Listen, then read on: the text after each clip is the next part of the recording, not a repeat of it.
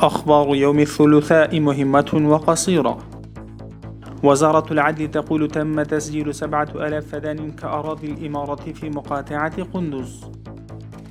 تم جمع 19827 متسولين من مناطق مختلفة من مدينة كابول من قبل لجنة جمع المتسولين.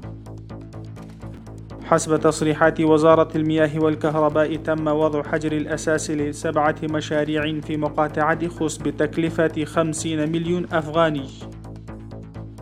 تم مراقبة نظام التدفئة المركزية للمباني بالمنطقة الخامسة من قبل بلدية كابول.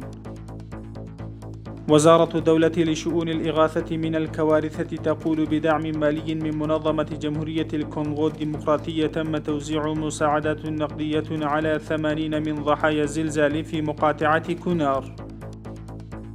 التقى حاكم مقاطعة كابول الشيخ محمد قاسم خالد بمدير محكمة الاستئناف مولوي عبد الغفار والوفد المرافق له. تقول شركة الكهرباء الأفغانية إن اللجنة الدولية للصليب الأحمر تبرعت بمحولين بظرفية 100 كيلو فولت لإدارة كهرباء بادغيس.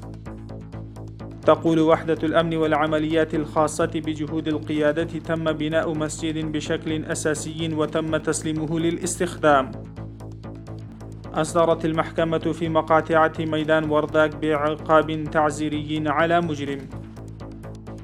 تم تنفيذ الخطة التنفيذية للنظام الحضري في التقاطع الثاني لأحمد شاباب من قبل بلدية كابول.